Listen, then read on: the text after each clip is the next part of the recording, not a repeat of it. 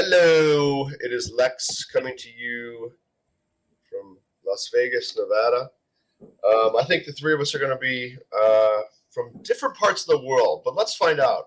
This is Options Brew TV, and we are live from Las Vegas.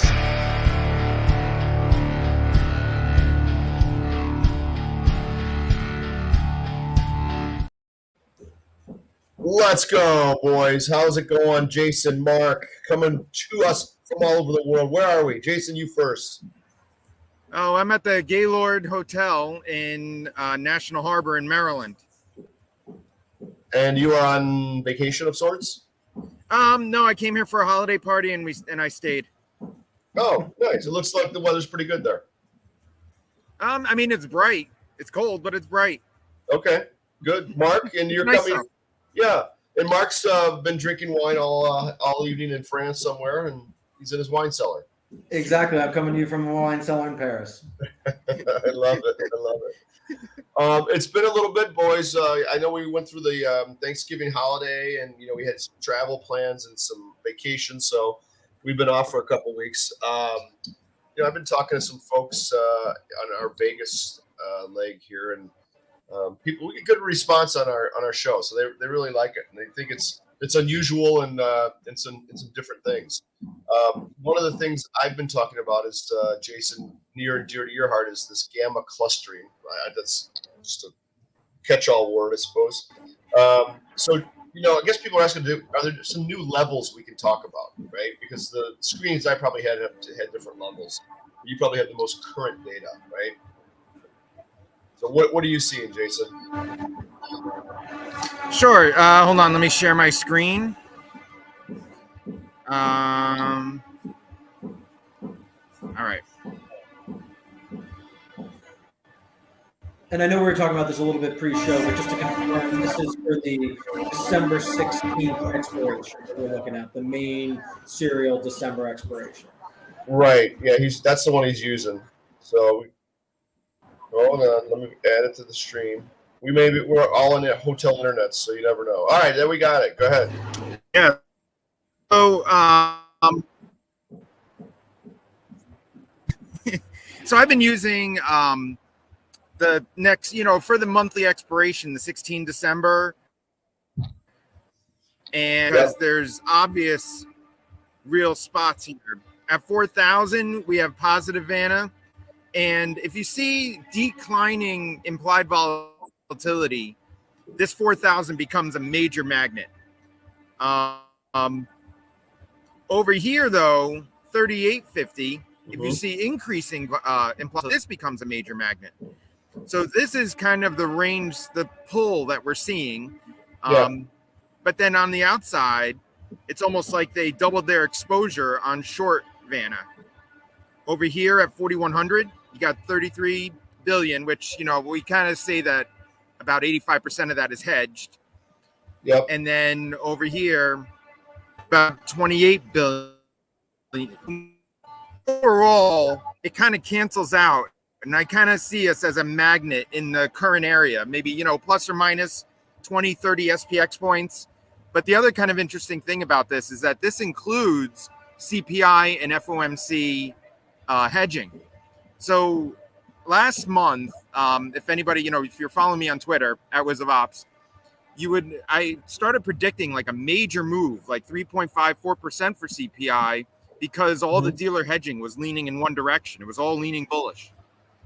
This time we don't have that. This time it's very neutral. And I think this is kind of showing that we might be getting the overdue CPI, maybe whipsaw, but not very big movement. It might be a premium burn kind of catalyst this month. Okay, I have a question about Vanna real quick. Someone asked this too. So you're showing long Vanna at 3,800. What does that mean? What causes Vanna to be long there? So what's going on relative to a dealer's inventory that's giving them that long Vanna? And so the opposite typically, no matter what. Good. Yeah. So typically, no matter what kind of option it is, call or put, the long option below the current price is negative Vana, and the long option above the current price is positive Vana. What Vana, like the definition of it, it can be described in multiple ways, but it's either the movement of Vega with a movement for 1 point in the underlying, or it could be a movement in delta for 1 point of implied volatility. So Okay. it is the change in delta for implied volatility. As far as like a pragmatic down, positive Vana strikes are more or less magnets as long as implied volatility acts normally to the market, which is if the market goes down, implied volatility goes up, and if the market goes up, implied volatility comes down. If that's happening, positive Vana becomes kind of a magnet. Negative Vana kind of becomes like the opposite, like the opposite, or what is it? Same pole magnet where it repels each other. Okay. So having said that, that negative Vana that we see to the right up at 4,300, let's call it, okay? That means then that dealers are short those out of the money options? Or not? Am I missing that? So you can look on Gamma and find that out. But yes, that means that here they are short. If you're short Gamma, you're short the option. Okay. They are short these options right here. Okay, got it. So there's calls actually. There's some potential to rip through that 4,300 then, if that's the case. So if dealers start getting shorter deltas as we run through that 4,300 strike, they're going to have to start covering some short deltas and hence push it even further potentially. Yeah. If they get past 4,100, like if CPI comes out and it's like very hot, or very cold, actually, I guess you could see a rocket. If it gets past that 4,100, it can get very, very high up here in this 43. If it comes in very hot, bad news, and it gets down past this 38.50, we can see a rocket past 36.85. Okay. It can go very far. So really, when it comes to these, you look at Vana then more as the magnet zones is what you tend to focus on with Vana, right? Vana is the first thing I look at, and the reason why is because implied volatility seems to be poses the greatest danger to the dealer book, and so I think Vana is a primary mover in the market as far as the dealers are concerned. So this is kind of the first screen I look at whenever I'm trying to trade plan, see where to hedge. This is the first place I go, is this screen. Okay, got it. Okay, I think that makes sense. Mark, you have any thoughts on all this stuff? Have you been seeing anything yourself? Yeah, I mean, I think this is just one of a number of factors that are going to kind of be pushing the market swirl around going into the end of the year, right? We only have something like 10 or 12 trading days left. And, whether it's some of these macro catalysts that push people into dealer positioning, whether it's some of, the general rebalancing that's taking place at the end of the year, there's going to be a lot of things going on in the next couple of days. And I think looking at some of these breakpoints definitely help kind of thinking about, the way at least a big segment of flow that we can predict is going to behave.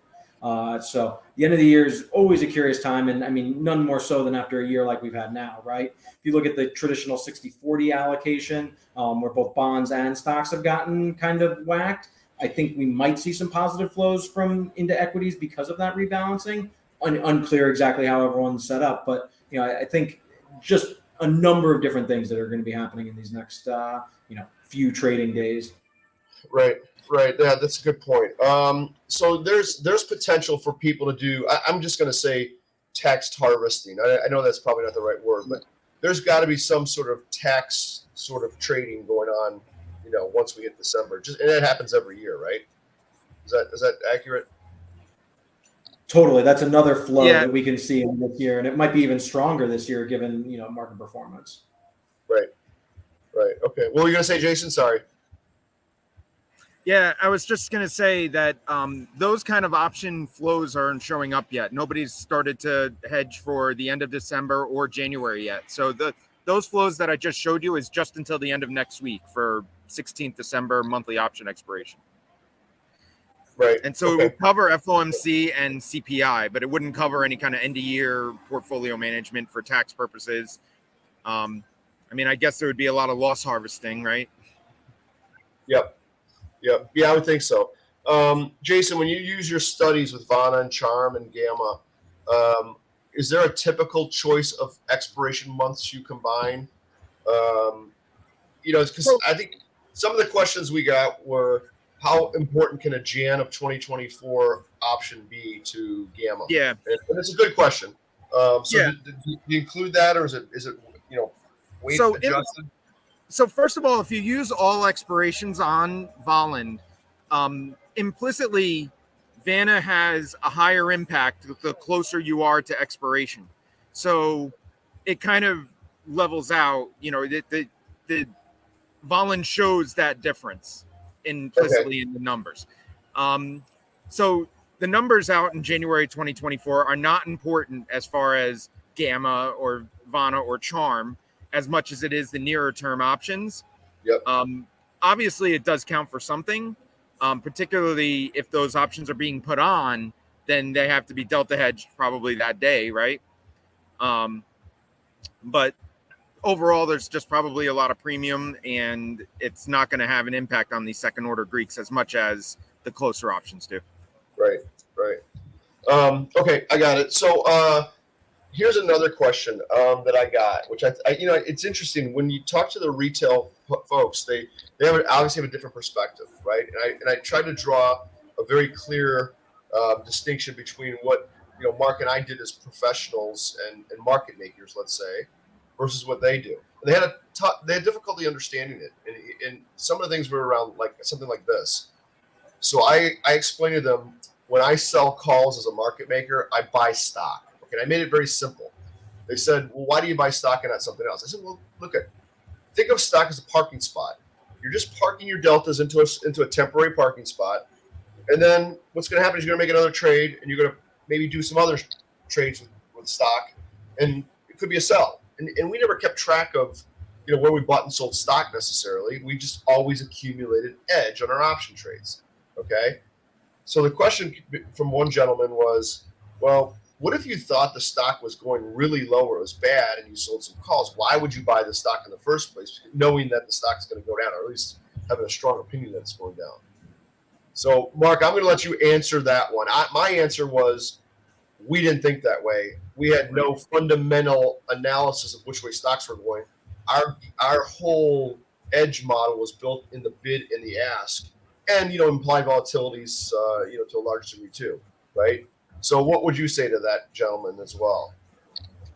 Yeah, I totally agree with you. I think that's one of the places, if your business is collecting edge, right, and that's your service and that's what you're charging for, as a flow kind of, the consumer flow, inventorying, warehousing, inventory, you couldn't focus on direction. You get trapped if you tried to think about direction.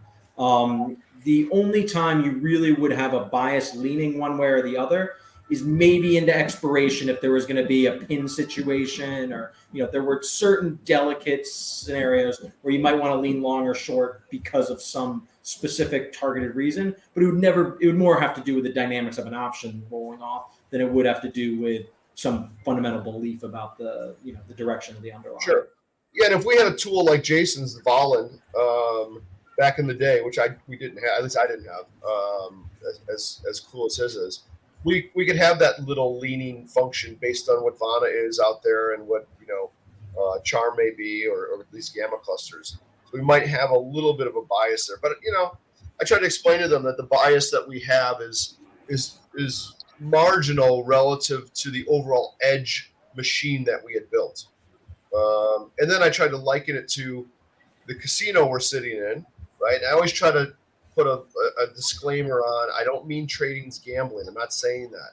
I mean trading for market makers is like being the house, being the casino, because they're selling roulette bets that are worth, 95 cents, they're selling them for $1. And the more they can do that, the more nickel they make every time they make those trades. And that's all we were doing, is just making edge on all our machines that were out there. And that's what casinos do. They are just edge making machines, right? And that's why I refer to us as retail traders now, which I think I am. We have a negative edge situation mostly when we put the trade on. Our positive edge has to be something else. Voland is a great source of generating positive edge, right? There may be other things out there too. Mark, you have great opinions in your product, Harvest Financial. So, they've got to find a place to get some edge, period. And that's why there's so many educators out there, and there's so many people teaching people about options. I think it's great, actually. So I do have two comments, Lex. So when it comes to Voland, that price agnostic buying and selling that you were doing as a market maker is what Voland is trying to show, so that it would allow retail or subscribers to front run that dealer buying and selling. Because a question I actually often get, and maybe you can answer, is, are they constantly buying and selling as their Vanna flows are coming in? And I say no, they're constantly building their book. They can't have a bias, otherwise they're cowboys and they'll blow up, and if they're wrong. Right. So I mean, that's not your model. Now, one thing, if you had Voland as a market maker, I think one thing that you would be able to do is competitively price the hedging in your book, because you can compare it to the aggregate dealer book and say, oh, dealers are, all the other dealers are short options up here at 4,100. I don't have that position. I can bid more competitively on opposite positions of that, because now I know how the other dealers are going to be able to bid. I know what to look for, and I can get a good price on things like that. So you can build your edge as a market maker also, if you had this tool. Yep. Yeah, I agree with that. I think that's accurate. Yeah, we didn't, look at Mark might have done some different things in his professional days on the floor, but we didn't really have much of a bias ever. We might have a bias toward long premium, short premium, depending on what implied volatility was doing, or what we, how we were positioned, because we were reactionary. We might have gotten a lot of premium jammed down our throats, and now we're doing something a little more proactive to adjust our Vega positions, let's say. But otherwise, we were just trying to be edge machines, and but that was it. I don't know what more to say to that, right? Mark, you have a comment? Yeah, the only thing I'll add to your casino analogy is that you are the house and you're collecting that edge, you're buying for 90 cents and you're selling for $1. But it's like the rules, the probability distributions of that roulette wheel are constantly changing. And so you have to constantly adjust how many wheels are on the slot, or how fat 38 is, or how many blacks there are relative to red, right? You're moving that vol service, you're moving that skew, like you're managing that inventory based on the way the flow is. So it's playing roulette with edge, but the distribution of roulette is always moving slightly under your feet. That's right. Yeah. So you're trying to balance yourself a little bit on a cruise liner, right? There's a little bit of wave, and it's kind of goes this way sometime and goes that way, and we're just sort of keeping it all centered, right, as best we can. Exactly, and you get smarter and smarter customers these days, right? That there are a ton of people that are also looking at that probability distribution shifting. So it's kind of a constant game of cat and mouse for both sides. Yeah, and so here's another point too that came up, right? If edge is built into, let's just call it bid ask for now, okay, for the professional, right? So if an option is worth $1.25 and the market's 1 to 150, make it the math easy. Our edge is built into buying for $1 and collecting a quarter, selling for 50 cents or 150 and collecting that quarter. The retail person has to get in by giving up that quarter or some part of it, right? And he immediately gets negative edge right then and there, but their outlook and time frame is different. So their negative edge part becomes, how do I mitigate that? And what does that ultimately turn into? It turns into trading very liquid stuff that is a penny wide or 2 pennies wide, so that the edge sort of burn is very much eliminated. So spiders, QQQs, Apple, right? And those are products that I probably wouldn't want to trade back in the day because they didn't have the wider markets and I didn't have as much opportunity for edge. So I probably steered away from those. Whereas for retail folks, those become very, very attractive because they can perform their function and do what they need to do to get into the marketplace. Yeah, I think for retail, thinking about it in terms of edge is sort of like a trap, right? It's market makers think about it in terms of edge because that's their marginal revenue per contract. But for retail, I think if you're a buy side trader, no matter what you're doing, right? It's retail, it's institution, it's the quote unquote edge you're giving to that market maker that they're charging and collecting as sort of marginal revenue. To you, that's just a cost. That's the cost of that hedge. That's the cost of coming to the options market to secure the position that meets your objectives, right? You're not coming to the options market to transact at a high frequency and collect small little pennies on, mispricings or, marking up or down inventory. You're coming to the options market to hedge a risk, to put on speculation, to put on leverage, to generate yield. There are lots of different, reasons why you come. And that, cost, I just think of it as the bid-ask spread. And that's, you just got to build that into, or you got to build in the bid-ask spread into thinking about your cost of coming to the market. And not think about it, I immediately marked for negative edge. Like, no, your horizon's so different. Yeah, exactly. Right. What you're paying for is your bias, and the market makers don't have a choice. That's what you're paying for. Yep. Exactly. You're paying for liquidity. Like that's the service they're providing. And the liquidity just over the last 5, heck, even 3 years, 2 years, like has just ballooned, right? Like retail has never had it better in terms of pricing across the top 300, names. I mean, I'd say top 300, you're getting less than a nickel wide up and down the expirations. Right. Yeah. What was also interesting was, sorry, Jason, real quick. Someone said, well, you use the stock as your delta hedge typically. And they asked me why. I said, well, because we're buying our bid, selling our offer. So if we had to go to the option market and nothing's trading, we might have to do something different from that and thus give up some edge. So stock didn't have edge to us. It was just a binary product that moved, in two directions. And we just used that to park our deltas, and we had no value to it. It didn't have a theoretical value, right? And they said, well, aren't you giving up edge to the market maker on the stock side? I said, yes, 100%. But it was always something typically less than what we get in our option trade. And that's why we used it so much, because it was so liquid and so easy to do, right? So they only got more liquid, right? Like those are, a virtuous circle, right? That the deeper stock liquidity is, the better the options liquidity is going to be, because the market makers can more easily get their hedge, right? Like, with all the stock trading algorithms they have out there now, like you can basically get your hedge for zero effective cost. Yeah. Cool. All right, guys. I know, Jason, you had one final parting thought here. We gotta run. I have a question for you that I frequently get, but I think people would like to hear it from you. How often do you rebalance your book as a market maker? What is that? What do you mean by rebalance? What does that mean? How often do you re-hedge with all the deltas, and how often do you buy, do you look at your deltas and say, okay, I need to buy more and sell more here? Yeah, I think my answer to that, at least from my old floor days, is, as a firm, we let our traders hedge their own books, and we tended to not do it at a global macro level. Occasionally we did, but not always. So the answer to that was more of an art question or answer as opposed to a science answer. And I think everyone had a very different perspective of when to hedge their book, especially as gamma would affect it, negative and positive. I don't know if there's a right answer. Mark, do you have some thoughts on that? We didn't have a metric that said when you get 1,000 deltas long, hedge it. We didn't just do that. It wasn't like that.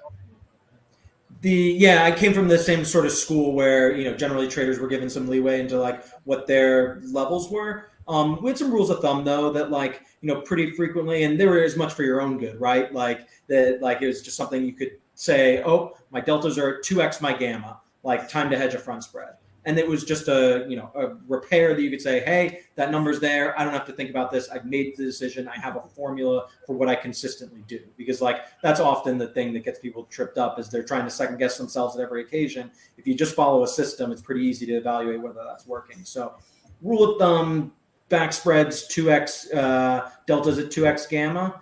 The other element to that, so that's just a a Greek-based answer to that question, right? That it's but then there's another dimension of time, right? Like how stale is that delta? Because 1,000 deltas that have been sitting on your book for 10 minutes are very different than 1,000 that have been sitting there either as a function of gamma or, they're just, been there for a day or two. To be honest, we played around a lot with different frequencies and how much should we hedge our gamma based on how much this product trades and how much should we, and, you can spin yourself into all kinds of circles about what to do. And noon in the close works pretty well too.